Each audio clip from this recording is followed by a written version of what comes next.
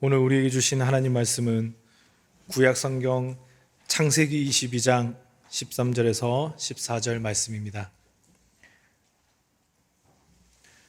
구약 성경 28면에 있습니다.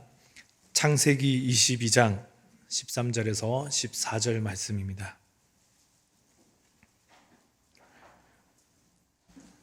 제가 하나님 말씀 봉독하겠습니다. 아브라함이 눈을 들어 살펴본즉 한 수장이 뒤에 있는데 뿔이 수풀에 걸려 있는지라. 아브라함이 가서 그 수장을 가져다가 아들을 대신하여 번제로 드렸더라. 아브라함이 그 땅 이름을 여호와 이레라 하였으므로 오늘날까지 사람들이 이르기를 여호와의 산에서 준비되리라 하더라. 아멘. 여러분 지난 한 주 잘 지냈습니까? 불교 용어 가운데 일체 유심조란 말이 있습니다. 화엄경에 나오는 이야기인데 모든 것은 마음이 만들어간다, 그런 이야기입니다. 그 유래는 그렇습니다. 신라의 고성인 원효와 또 그의 친구 의상이 당나라 유학길에 올랐습니다. 중국 다항성 근처에 있는 공농묘지 곁에 작은 동굴이 있어서 거기서 밤에 잠을 자다가 원효가 너무 목이 말라서 마실 물이 없나 싶어서 이렇게 두리번거리다가 손에 바가지 같은 게 하나 잡혔습니다. 그 바가지로 물을 떠서 먹었는데 그 물이 그렇게 맛있더라는 것입니다. 한 바가지 시큼 먹고 잠이 들었습니다. 아침에 일찍 일어나서 어제 저녁에 먹은 그 물이 생각이 나서 한 번 더 먹어야 되겠다, 그렇게 생각하고 어제 찧었던 바가지 찾았는데 바가지를 보니까 해골 바가지더라는 거예요. 그걸 보는 순간에 갑자기 막 구역질이 나기 시작하고 막 토하고 난리가 났습니다. 그때 원효가 깨달은 게 하나 있습니다. 현상은 동일합니다. 똑같은 바가지예요. 똑같은 해골인데 자기 마음 먹기에 따라서 어떨 때는 굉장히 맛있는 물이 되기도 하고 어떨 때는 구역질 나는 물이 되기도 했다. 거기서 나온 게 일체 유심조라는 이야기입니다. 작년 2월 달에 코로나 전례 없는 사건이 벌어졌습니다. 코로나 전염병이 창궐하게 되어서 우리 온 세상의 사람들의 일상이 다 무너졌습니다. 이제 무너진 삶이 사실은 이제는 일상이 되어서 이렇게 하루하루 살아가고 있고 이것이 언제 종식이 될지 기약 없는 그런 하루하루 살고 있습니다.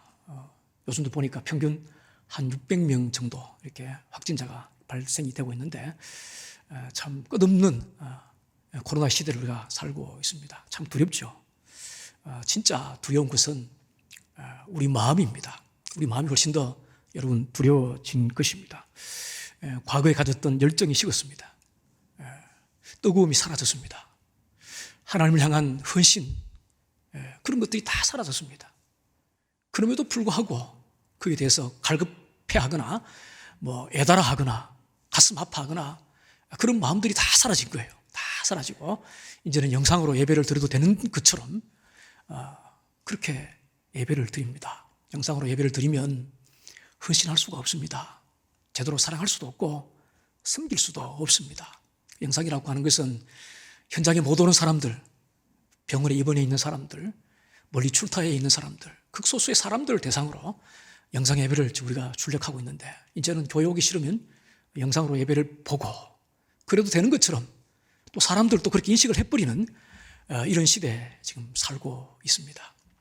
여러분 그렇게 살다가는 우리 신앙 병듭니다. 병들게 돼 있습니다. 여러분 신앙생활이라고 하는 것은 여러분 물을 거슬러 헤엄쳐 올라가는 것 같습니다. 이게 신앙생활입니다. 여러분 어릴 때에 내과에서 한번 수영해 봤습니까? 수영할 때 열심히 헤엄쳐서 올라가면 여러분 잠깐 피곤해서 쉬지 않습니까? 여러분 잠깐 쉬면 그 자리에 있는 게 아니에요. 떠내려와 있습니다. 저 밑에 떠내려와 있는 거예요. 말씀대로 살렸고 기도의 젖줄을 붙잡지 않으면 몸부림치지 않으면 필연적으로 우리 신앙은 떠내려가게 돼 있는 거예요. 그 문제는 착각한다는 것입니다. 아직도 나는 그 자리에 있는 줄 알고 있다는 거예요. 이렇게 반복이 되어지면 우리가 하나님 중심으로 살렸고 몸부림치지 않으면 나도 모르는 사이에 여러분 하나님과 굉장히 거리가 멀리 떨어져 있는 여러분을 발견하게 될 것입니다. 하나님이란 이름도 이제는 어색하게 될 때가 곧 오게 될 것입니다. 그럼에도 불구하고 전혀 우리는 애달하지 않는다는 것입니다. 가슴 아파하지 않는다는 것입니다. 이것이 여러분 오늘 우리의 비극입니다. 비극입니다. 여러분 우리 마음을 부지런히 붙잡아야 합니다. 하나님 앞에 붙들어 매야 되는 것입니다. 그래도 될까 말까 합니다. 여러분. 우리 마음이 중요한 거예요. 하나님 말씀 앞에 집중을 하십시오. 집중을 하셔야 되는 것입니다. 하나님 말씀대로 살렸고 몸부림쳐야 되는 것입니다. 잠언서 4장 23절에 무릇 지킬 만한 것 중에 네 마음을 지키라 그랬습니다. 생명의 근이 이에서 난다 그랬습니다. 여러분, 흩어져 있는 우리 마음을 하나님께 붙들어 매는 것, 이것이 여러분 예배입니다. 이 한 시간 예배 가운데 혹시라도 우리 마음이 조금이라도 흩어져 있다 그러면 전능하신 아버지 하나님, 살아계신 아버지 하나님 앞에 우리의 중심, 우리의 마음을 붙들어 맬 수 있기를 주의 이름으로 간절히 축복합니다. 축복합니다. 붙들어 매야 되는 것입니다. 이렇게 예배 때마다 붙들어 매야 되는 거예요. 오늘 말씀은 여러분들이 너무나 잘 알고 있는 이야기입니다. 창세기 22장에 아브라함이 자기 아들 독자 이삭을 모리아산에 번제로 드리는 그런 장면입니다. 성경에 많은 사건이 있습니다만 그 가운데 가장 유명한 사건 중에 하나다. 저는 그렇게 생각이 되어집니다. 어느 날 하나님께서 아브라함에게 찾아오셨습니다. 그리고는 뜬금없이 네 아들 독자 이삭을 모리아산에서 번제로 바쳐라, 그런 이야기입니다. 여러분, 이 아들이 누굽니까? 100세에 난 아들입니다. 하나님께서 약속을 기도를 통해 주어진 아들입니다. 하나님의 약속이 있는 그 씨앗이 바로 이 아들입니다. 이 아들을 번제로 드리라니요, 청천벽력 같은 하나님의 명령이 주어졌습니다. 그도 번제로 바치라는 것입니다. 그럼 번제가 뭔지 아십니까? 번제는 사람에게 해당되는 그런 제사가 아닙니다. 짐승 관련되는 제사입니다. 짐승의 배를 가르고 그 안에 있는 내장을 전부 꺼냅니다. 꺼낸 다음에 물로 씻고 난 다음에 깨끗하게 한 다음에 각을 떠서 불에 태워 죽이는 것, 이게 여러분 번제입니다. 100세에 난 그 아들, 눈에 넣어도 안 아플 것 같은 그 아들을 하나님께서 번제로 바쳐라 그럽니다. 말도 안 되는 그런 주문을 하나님께서 아브라함에게 내린 것입니다. 그런데 보십시오. 아브라함은 말도 안 되는 이 하나님의 주문 앞에 순종하기로 결단을 합니다.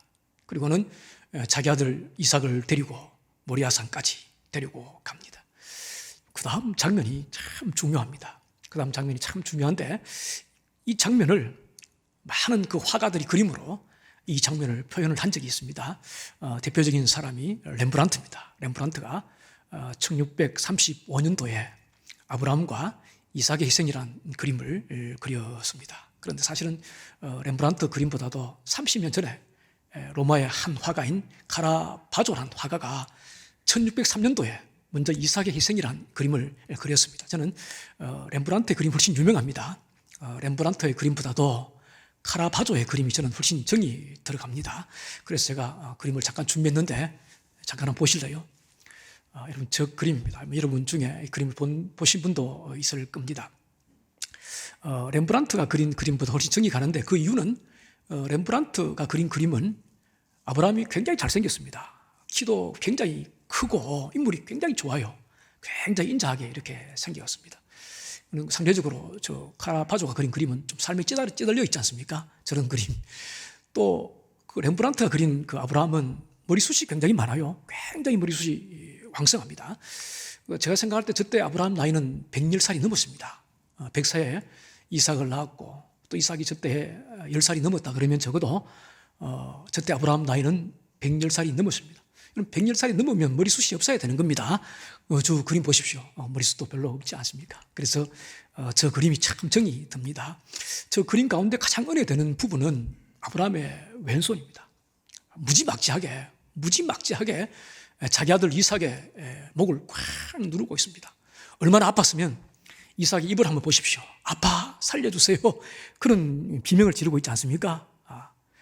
엄청나게 누르고 있는 겁니다. 저 왼손이 참 은혜가 됩니다. 여러분, 자식을 사랑하는 것이 아버지의 천례적인 마음이죠. 부모의 본래적인 그런 마음입니다. 더군다나 100살에 얻은 그 귀하디 귀한 아들, 얼마나 귀한 아들입니까? 그런데 보십시오. 일말의 여지가 없습니다. 전 여지 없이 무지막지하게 사랑하는 자식의 그 어떤 목을 꽉 누르고 있는 그 아브라함의 어떤 그런 어떤 태도, 저기에서 하나님 말씀에 대한 절대적인 순종을 표하는 아브라함의 어떤 그런 결의, 아브라함의 순종, 아브라함의 열심을 여러분 저 그림 속에서 읽어낼 수 있지 않습니까? 혹시라도 자기가 어설프게 눌렀다가 아들이 막 그냥 힘을 이용해서 반항을 하고 저 상황을 모면해버리면 어떡할까? 거기에서 오는 두려움. 순종을 하긴 하는데 하나님 앞에 순종이 조금 불완전한 순종이 될까봐 하나님 앞에 절대적인 순종을 보이기 위한 그 아브라함의 어떤 그런 태도가 여러분 저 손 속에서 왼손에서 여러분 볼 수가 있지 않습니까? 가만히 보면 참 경외감이 이렇게 들 정도입니다. 들 정도예요. 오늘 읽지 않았습니다만은 창세기 22장의 앞부분에 보면 아브라함이 이제 이삭을 모리아산에 데려가기 전에 아브라함이 행한 일련의 행동들이 쭉 기록이 되어 있는데 그 행동들을 가만히 보면 그 아브라함의 어떤 그 행동 통해서 어떤 그 전의가 느껴집니다. 전의가 느껴져요. 하나님께 순종하는데 어설프게 하지 않겠다. 이건 말도 안 되는, 계산이 안 되는 그런 이야기지만 하나님께서 내게 말씀하셨기 때문에 나는 이 완벽하게 순종을 해내야 되겠다. 그런 결의를 느낄 수가 있습니다. 제일 먼저 자기 부인 사라한테 그 이야기를 이야기하지 않아요. 여러분, 저 아들은 아브라함의만 아들 아닙니다. 부인 사라의 아들이기도 하죠. 그런데 저 아들을 모리아산에 죽이러 가면서 그 부인에게 이야기하지 않는다고 하는 것은 굉장한 위험을 여러분 전제를 하고 있는 것입니다. 왜 이야기하지 않았겠습니까? 답은 분명한 것입니다. 만약에 아브라함이 자기 아들 죽이러 간다고 자기 부인에게 이야기했다 그러면 그 부인이 순순히 놓아줬겠습니까? 아닙니다. 제가 생각할 때는 차라리 나를 죽여라. 나를 죽이고 나를 밟고 우리 아들 죽여라. 사라가 충분히 그렇게 여러분 태도를 안 취했겠습니까? 아브라함이 알고 있는 거예요. 나중에 죽을 값이라도, 나중에 이혼당할 값이라도 우선은 하나님 말씀에 순종해야 되겠다. 아브라함이 그런 결정을 하고 사라에게 한 번 이야기하지 않고 데리고 가는 그 아브라함의 어떤 그런 신앙 속에서 어떤 그런 전의가 여러분 느껴지지 않습니까? 또 하나는 아침에 일찍 일어났습니다. 좀 일찍 일어났습니다. 좀 늦게 일어나서 해가 중천에 떴을 때 어쩌면 이 아들은 자기 주위 환경과는 마지막일 수가 있습니다. 주위 사람들에게 인사도 하게 하고 어머니한테 인사도 하게 하고 그렇게 데리고 가면 좋지 않겠습니까? 그런데 그렇게 하지 않았습니다. 그런 와중에서 혹시나 아브라함이 결심이 흔들릴까 봐 해가 떠서 사람들을 만나게 되고 인사하고 왔다 갔다 하는 과정 속에서 자기의 결심이 흔들릴까 봐 아무도 일어나지 않는 그 새벽 시간에 일찍 일어나서 자기 아들을 데리고 모리아산을 출발하게 됩니다. 더군다나 여러분 보시면 알겠습니다만은 마리아가 아브라함이 여러분 장작을 미리 준비합니다. 자기 집에서 장작을 준비하는 거예요. 자기 집에서 모리아산까지는 사흘 거리입니다. 결국 가깝지 않는 거리입니다. 장작이 여러분 얼마나 무겁겠습니까? 차라리 모리아산 금방 가서 돈 몇 푼 주고 장작 사서 가면 되지 않겠습니까? 그런데 그렇게 하지 않습니다. 사흘 길을 그 전에 이미 장작을 준비합니다. 그 이유는 뻔한 것입니다. 혹시 모리아산 금방 갔을 때 장작을 구하고 싶은데 장작이 없을까 봐, 그래서 자기 스스로에게 변명하게 될까 봐 하나님 우리 아들 분재로 드리려고 왔습니다. 심정적으로는 죽였습니다. 그런데 장작이 없네요. 장작이 없는데 제가 어떻게 아기 죽일 수 있겠습니까? 저는 최선을 다했습니다. 이해하시죠? 그렇게 할까 봐, 하게 될까 봐 아브라함은 자신의 약점을 잘 알고 있습니다.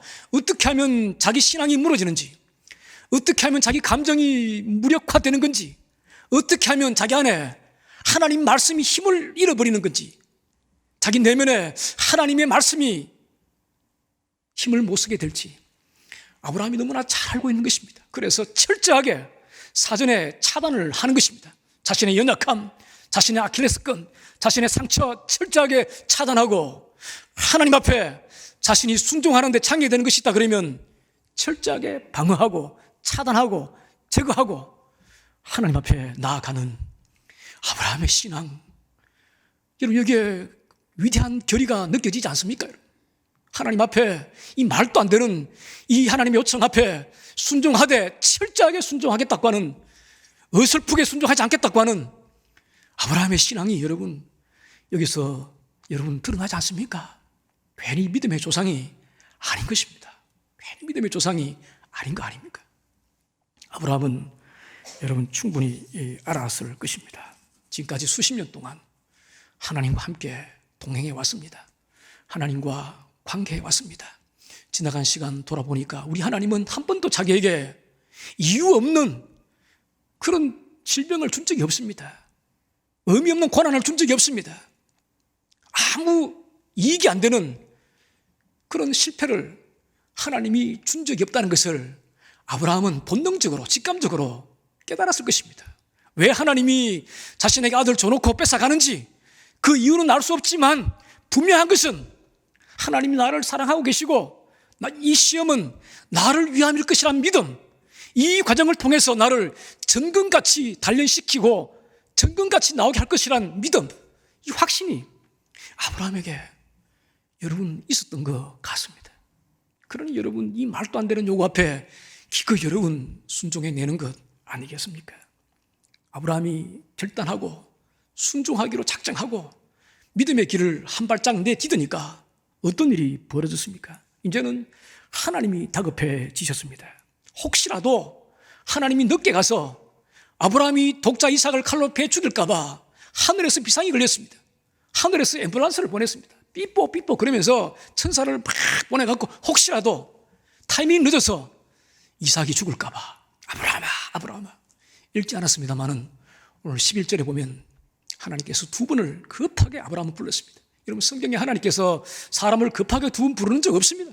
얼마나 급했으면 내가 하나님 말씀 앞에 순종하기로 결단하고 그렇게 믿음의 행보를 한 발짝 내디디면 그 다음부터 하나님이 당황스러워지는 겁니다. 이제는 하나님의 일인 것입니다. 하나님이 급해지는 것입니다. 이제부터 더 이상 내 문제는 내 문제가 아닌 것입니다. 하나님의 문제가 되는 것입니다. 여러분 아브라함과 이삭이 모리아산에서 순종하기로 결단한 다음부터 더 이상 아브라함과 이삭의 문제는 그들의 문제가 아닙니다. 그들의 손을 떠났습니다. 이제는 전부 다가 하나님의 문제가 되었습니다. 사랑하는 성도 여러분, 신앙생활이 무엇입니까? 믿음 생활이 무엇입니까? 내 문제를 하나님 문제 되게 만들어 버리는 것, 내 실패와 내 질병과 내 아픔을 하나님의 실패, 하나님의 아픔으로 만들어내 버리는 것, 이것이 여러분 신앙인 것입니다. 이 믿음이 여러분 우리에게 있어야 되는 것입니다.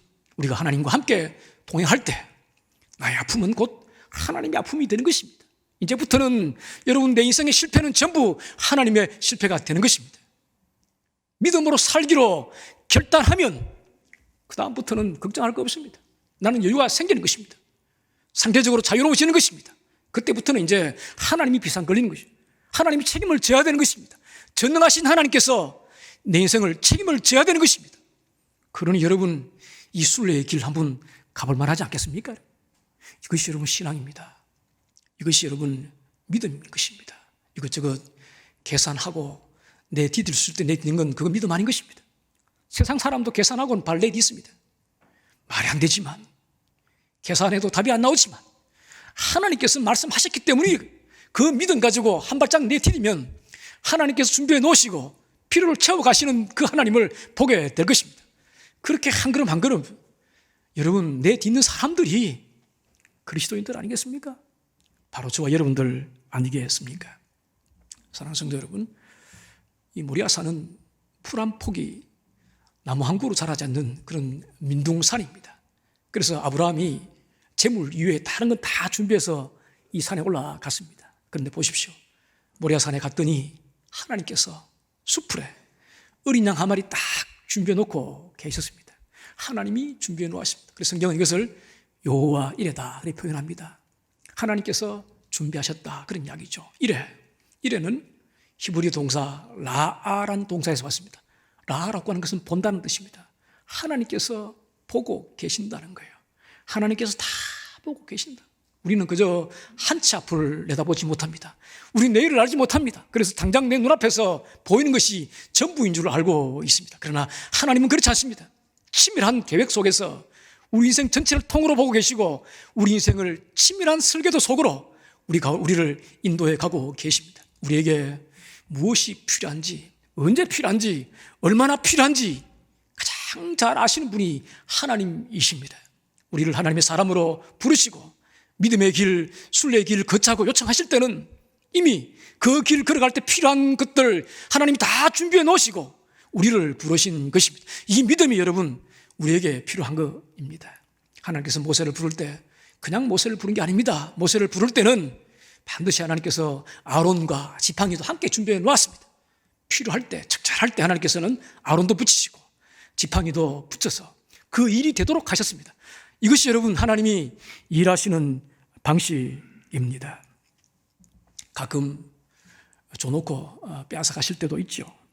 때로는 실패로, 때로는 고통으로, 때로는 절망의 자리로 우리 인생을 몰아갈 때가 있습니다. 그러나 여러분 나중에 깨닫고 보면 실패인 줄 알았는데, 절망의 자리인 줄 알았는데, 나중에 깨닫고 보면 바로 그곳이 하나님의 산이었고 바로 그곳에서 나를 영광스럽게 하셨다는 사실을 여러분 깨닫게 될 것입니다. 바로 그곳이 하나님께서 미리 준비해 두신 모리아 산임을 경험하게 할 것입니다. 사랑하는 성도 여러분, 우리 모두 다 혼란스러운 시대에 살고 있습니다. 이 시대 상황 가운데 우리가 붙잡아야 될 것이 무엇이겠습니까? 붙잡아야 될 것은 하나입니다. 여호와 이레의 하나님, 여호와 이레의 하나님. 모든 것 준비해 놓으시고 내가 믿음의 결단을 하고 순종하게 되면 채워가시는 그 하나님, 그 하나님을 우리가 붙잡아야 되는 것입니다. 이 한 주간 동안도 다 준비해 놓으시고 피로를 채워가실, 그래서 우리 입술로 전능하신 하나님을 간증하게 하실 그 하나님을 기대하면서 이 한 주간 동안도 승리의 삶을 살아갈 수 있기를 주의 이름으로 간절히 축복합니다. 그 다음 기도하겠습니다. 거룩하신 아버지 하나님,